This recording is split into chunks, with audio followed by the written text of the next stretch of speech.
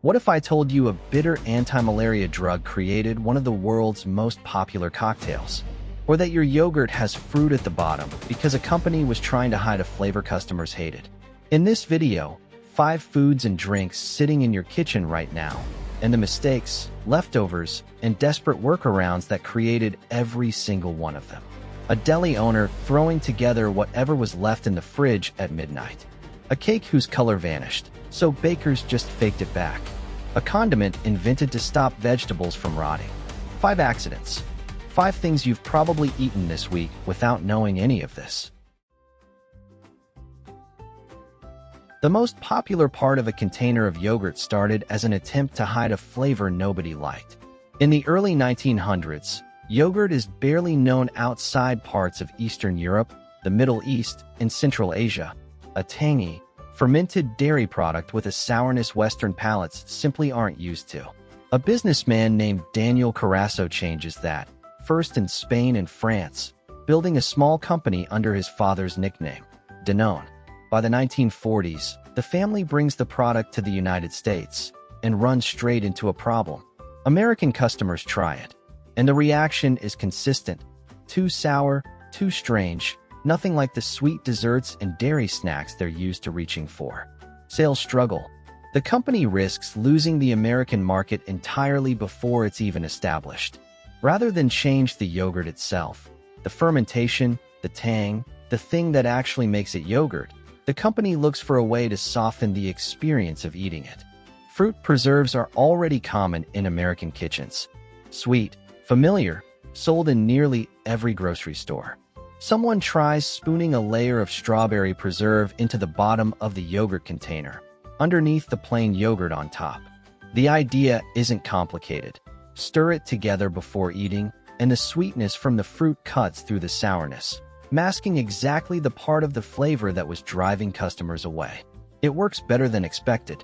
Customers who wouldn't touch plain yogurt happily eat this version, not because the yogurt changed, but because the first bite doesn't taste like a warning anymore.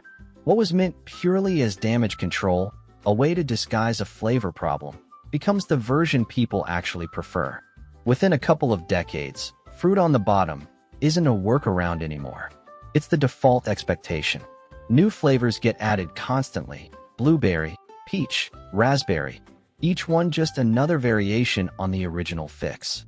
Plain yogurt never disappears completely, but for most American shoppers, it becomes the niche option, while the fruited version, invented specifically to cover up the taste of the original product, takes over the shelf. One of the most ordered sandwiches in America may have started as leftovers, thrown together after midnight for one hungry customer. Like a lot of classic food origin stories, this one has competing versions, different cities, different names, different decades, each with its own defenders. This is the most repeated one. New York City, 1914.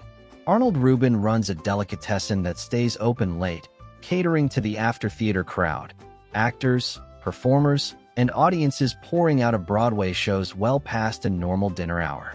Late one night, an actress comes in, starving after a performance, with no particular order in mind, just hungry, and asking Reuben to put something together for her. The kitchen isn't set up for an elaborate new dish at this hour. What Reuben has on hand is what's left from the day: corned beef, a block of Swiss cheese, a container of sauerkraut, and bread. Rather than serve these separately, he stacks them, corned beef and melted Swiss between 2 slices of rye, with sauerkraut layered in, and a dressing to hold it together. It's not an elegant creation built from a recipe. It's closer to a kitchen improvisation, built from whatever happened to be within reach on a slow shelf at the end of a long night.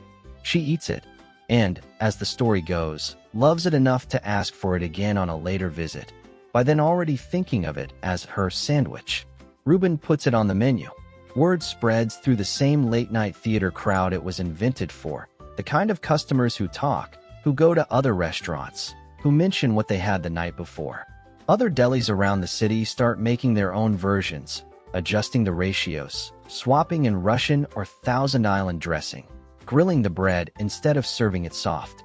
By the mid-1900s, the Reuben is a fixture on deli menus nationwide, no longer tied to one late-night order, one actress, or one kitchen improvising with what was left in the fridge.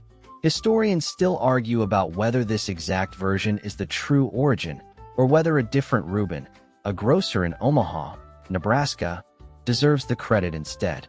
But in nearly every telling, the sandwich starts the same way, not as a planned dish, but as something built quickly, out of leftovers, for someone who just needed to eat. A bright yellow British condiment exists mostly because farmers didn't want to watch their vegetables rot. Go back to 18th century Britain, and market towns run on a simple, unforgiving rhythm. Vegetables get picked, brought to market, and sold, usually within a day or two, because there's no refrigeration to buy any one more time. Whatever doesn't sell doesn't just sit there waiting for another chance. It spoils. Cauliflower, onions, cucumber, green beans. All of it starts breaking down almost immediately once it's off the vine or out of the ground. For farmers and market sellers, unsold produce is a direct loss. Money and labor already spent, about to be thrown away for nothing. Pickling in vinegar is already a known way to stretch a harvest. Sailors and households alike use it to preserve vegetables that would otherwise go bad long before they could be eaten.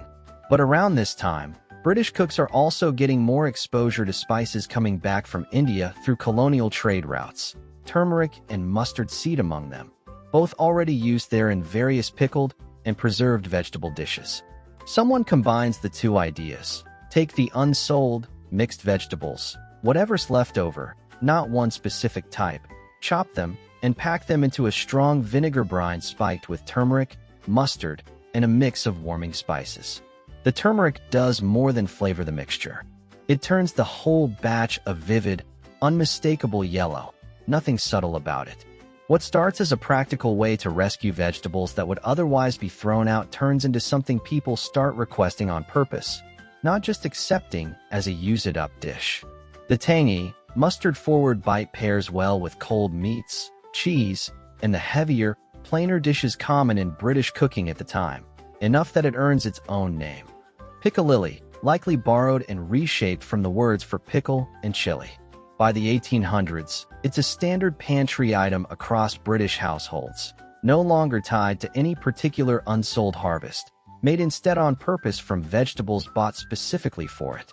What began as farmers trying not to lose money on rotting produce becomes a condiment still sitting on British tables today, its bright yellow color a direct, visible leftover of the very spices that were meant to save a harvest nobody could sell in time.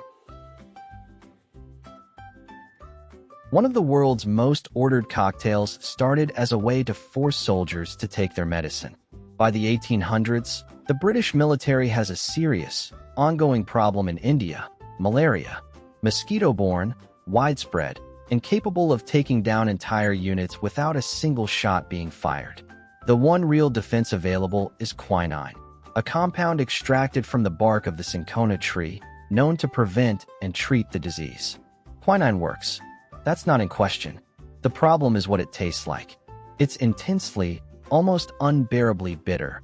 Bitter enough that swallowing the recommended daily dose, dissolved in plain water, becomes something soldiers actively dread rather than routinely comply with.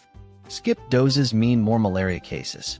For Army doctors trying to keep a fighting force healthy, that's a real operational problem, not just a matter of comfort.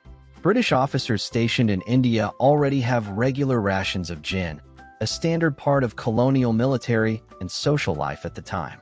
Someone starts mixing the bitter quinine water with sugar to cut the harshness and a twist of lime, both to improve the taste and, it's believed at the time, to help further ward off illness on top of the quinine itself. Then gin gets added into the same glass. Not medically necessary, but nobody's arguing against it either. The quinine water itself gets its own name around this time too. Tonic water, carbonated and sweetened specifically to make a daily dose of medicine easier to get down. The combination works on every level that matters. The bitterness is still there, but it's balanced now, sharp, herbal, actually pleasant to drink, instead of something to choke down out of obligation. Soldiers who were skipping doses start actually finishing their glass. Compliance goes up. And, unofficially, so does morale, a mandatory daily medicine that people are now willingly asking for more of. Officers bring the habit home with them as postings end and careers move on, carrying the drink out of military messes in India and into ordinary social life back in Britain. By the early 1900s, gin and tonic isn't medicine with alcohol added to make it tolerable anymore. It's just a drink, one that spread around the world largely because a bitter, life-saving compound needed something strong enough to disguise it. The deep red color of one of America's most recognizable cakes wasn't originally a design choice. It was a chemical accident nobody planned for. Before the 20th century, cocoa powder isn't processed the same way it is today. It's less refined, more acidic, closer to the raw compound extracted straight from the cacao bean. Older cake recipes routinely pair this raw, unrefined cocoa with buttermilk and a small amount of vinegar, both acidic ingredients, both common in older baking recipes as a way to react with baking soda and help the batter rise properly. When that specific combination happens, unrefined, acidic cocoa meeting buttermilk and vinegar in the same batter, a chemical reaction occurs with the natural pigments inside the cocoa, and the chocolate cake that comes out of the oven isn't the usual brown. It has a faint, reddish-brown tint, sometimes fairly noticeable, sometimes subtle depending on the exact batch of cocoa and the ratios used. Bakers notice the effect without necessarily understanding the precise chemistry behind it, and the cake earns an early nickname among the people making it, red velvet, for the color and for the noticeably soft, fine crumb the acidic batter produces. For a while, this reddish tint is simply what the cake naturally looks like, an accident of ingredient chemistry rather than any deliberate coloring. Then cocoa powder processing changes. Manufacturers move toward Dutch processing, a method that neutralizes the acidity, standardizes the flavor, and makes cocoa more consistent from batch to batch. It's a genuine improvement for most baking. But it also strips out the exact acidic reaction that used to tint red velvet cake in the first place. Bakers keep using the recipe, keep using the name, and keep expecting the same color, except now, with modern cocoa, the cake comes out of the oven a plain, unremarkable brown. Rather than let the name become misleading, bakeries and home cooks start adding red food coloring directly, deliberately recreating the appearance the original chemical accident used to produce on its own. By the mid-1900s, the dye isn't a workaround anymore. It's simply how the recipe is made, treated as a defining feature rather than a fix for a color that had quietly disappeared. The cake people know today as classic red velvet is, in a real sense, an artificial recreation of an accident. A color nobody originally put there on purpose, now added on purpose every single time. Thanks for watching.